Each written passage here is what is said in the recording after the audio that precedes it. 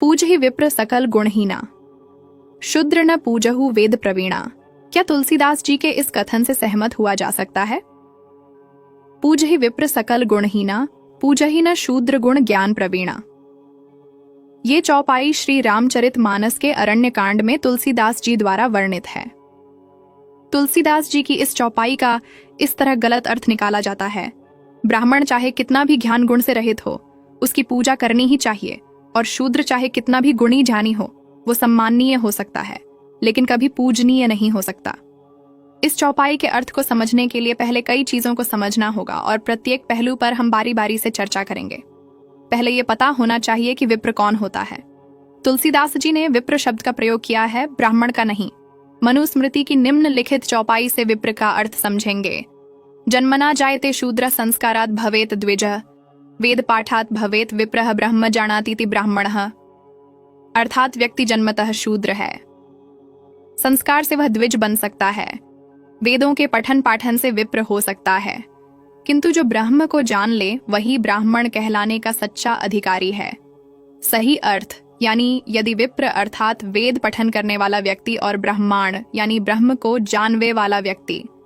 अब यदि विप्र ने भले ही उस सारे वेद ज्ञान को आत्मसात नहीं किया है, सारे गुणहीन हो, लेकिन वह पढ़ा लिखा है, इसीलिए वह पूजनीय है।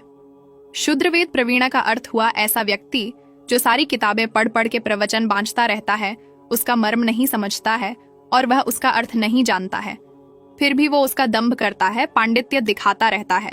ऐसे लोग पूजनीय नहीं है। दरअसल आजकल लोग जातिवाद के चलते चौपाई और श्लोकों के गलत अर्थ निकालने लगे हैं। उसके संदर्भ को काट कर वे उसके भाव को नहीं पकड़ते हैं। प्राचीन काल के गुरुकुल में हर जाति और संप्रदाय का व्यक्ति पढ़कर उच्च बनता था। वेदों को लिखने वाले ब्राह्मण नहीं थे। वाल्मीकि रामायण किसी ब्राह्मण ने नहीं लिखी। महाभारत और पुराण लिखने वाले वेद व्यास जी निषाद कन्या सत्यवती के पुत्र थे। यहाँ पर जातिवाद जैसी कोई बात नहीं है। विप्र का अर्थ होता है आत्मज्ञानी। आत्मज्ञानी का अभिप्राय है वह व्यक्ति जिसे ब्रह्म अर्थात जीवात्मा की बोध हो चुका है। वह व्यक्ति बाहर से मूर्ख या जड़ दिखाई क्यों न देता हो, फिर वह पूज्यनीय है। लोग किताबें पढ़कर वेद पुराण इत्यादि पढ़ तो लेते हैं, एवं जगह जगह कथावचता है, प्रवचन करता, लेकिन शब्दों का मूल अर्थ नहीं समझा पाता है। ऐसे व्यक्ति पूजनीय नहीं होता है, चाहे वो किसी भी जाति या धर्म का हो। एक संस्कृत का श्लोक सुनिए। विद्वान सर्वत्र पूज्यते। इसका अर्थ यही है कि विद्वान सब जगह पूजनीय होते हैं। मूर्ख किस तरह से पूजनीय हो सकता है?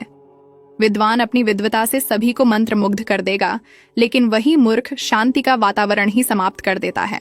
तो विद्वान व्यक्ति ही पूजनीय होता है। अब बात करते हैं चौपाई की। दुर्वासा मोहि दीन ही श्रापा, प्रभु पद पेखी मिटा सो पापा। अर्थात उसने कहा कि इसी पर दुर्वासा जी ने मुझे शाप दे दिया। अब प्रभु वे चरणों को देखने से वह पाप मिट गया। कबंध को ऋषि दुर्वासा का श्राप था जो मिटने वाला नहीं था। कबंध देवासुर संग्राम में लड़ा था, आज इंद्र का वज्र लगा, लेकिन वज्र लगने पर भी शाप न मिटा, क्योंकि ऋषि दुर्वासा चाहे शीघ्र क्रोधित हो जाते हो और क्रोधवश दंड देने को आतुर हो, लेकिन उनकी निष्ठा भक्ति और तपस्या अतुलनीय है। चाहे दुर्वासा जी ने श्राप दिया, लेकिन कबंध का उद्धार हुआ श्री राम जी के हाथों। पाप के कटने के लिए हो मुनि लोग कृपा करके शाप देते हैं, सो पाप प्रभु के दर्शन से कटा। सापत ताड़त परुप कहता, विप्र पूज्य असगाड़वाह सता। पूज्य विप्र सील गुण होना, शूद्र न गुण गण ज्ञान प्रवीणा। वान अर्थ शाप देता हुआ, मारता हुआ और कठोर वचन कहता हुआ ब्राह्मण भी पूज्य है, ऐसा संत कहते हैं। शील और गुण से हीन भी ब्राह्मण पूजनीय है, और गुण गणों से युक्त और ज्ञान में निपुण शूद्र भी पूजनीय नहीं है। अर्थात व्याख्या गुणत तो सभी पूज्य होता है, गुण की पूजा स्वाभाविक है, पर ब्राह्मण जन्मत भी पूज्य हैं यदि उनमें गुण भी ब्राह्मण के हो। वेद पाठी भी हो तो शापत मन से, ताड़त कर्म से और परुष कहता वाणी से होने पर भी वे पूज्य हैं। उनके पूर्व जन्म के कुछ कर्म ऐसे हैं कि जिससे वे पूजा माने जाते हैं। दुर्वासा जी के अवगुण तो तू देख रहा है, पर इनके जीवन में जो तप है, त्याग है, गुण है और जो विशेषताएं हैं, उनके ऊपर तेरी दृष्टि नहीं जाती। क्योंकि कबंध राक्षस के कहने का अभिप्राय था कि दुर्वासा ब्राह्मण होकर भी बहुत क्रोधी हैं। उनमें क्रोध की मात्रा कुछ अधिक है, परंतु श्राप का कारण तो आपकी अमर्यादा ही थी। कबंध उसे बोलते हैं जिसके शरीर पर सिर नहीं होता, बाकी सारा शरीर होता है, अर्थात सिर के अंग को ब्राह्मण बोलते हैं। जैसे पैरों को शूद्र कहते हैं, जबकि शरीर में सब कुछ होना चाहिए इस कबंध को। क्योंकि ब्राह्मण के प्रति विद्वेष बुद्धि और द्वेषवृत्ति थी, तो इसने कहा कि मैं इस सिर के बिना ही काम चलाऊंगा। ब्राह्मण की पूजनीय होने की बात श्री राम जी उसके अंदर की जो द्वेष बुद्धि है उसको मिटाने के लिए कहते हैं, क्योंकि कबंध श्री दुर्वासा के शाप से दुखी था।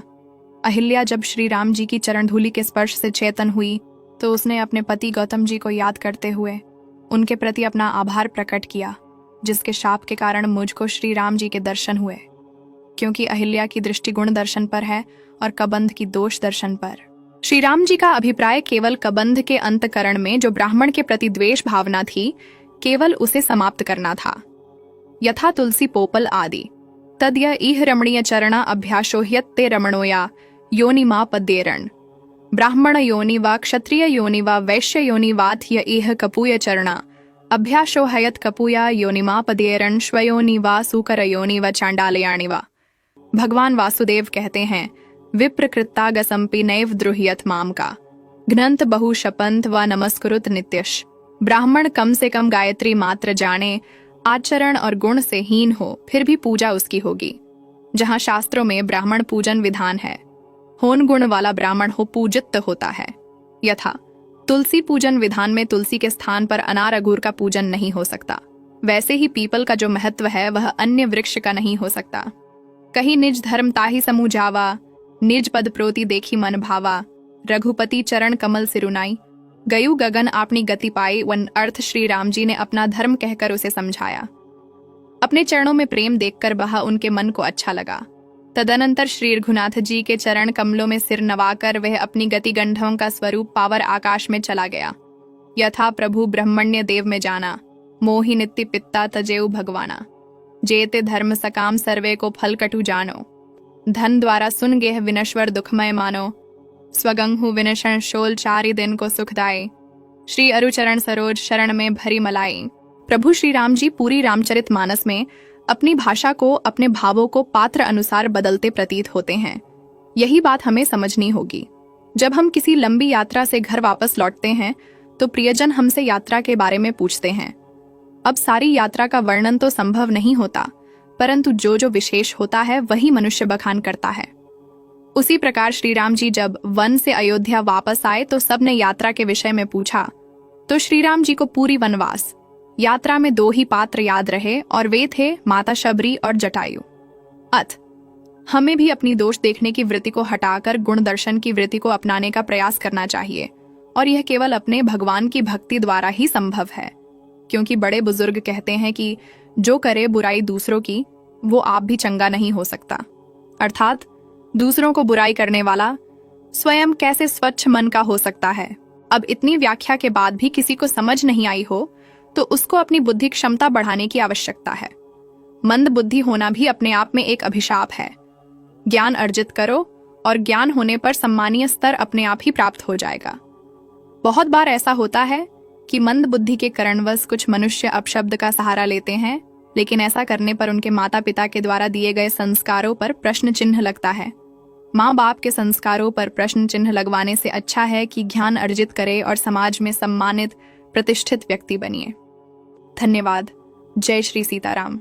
जय सनातन धर्म।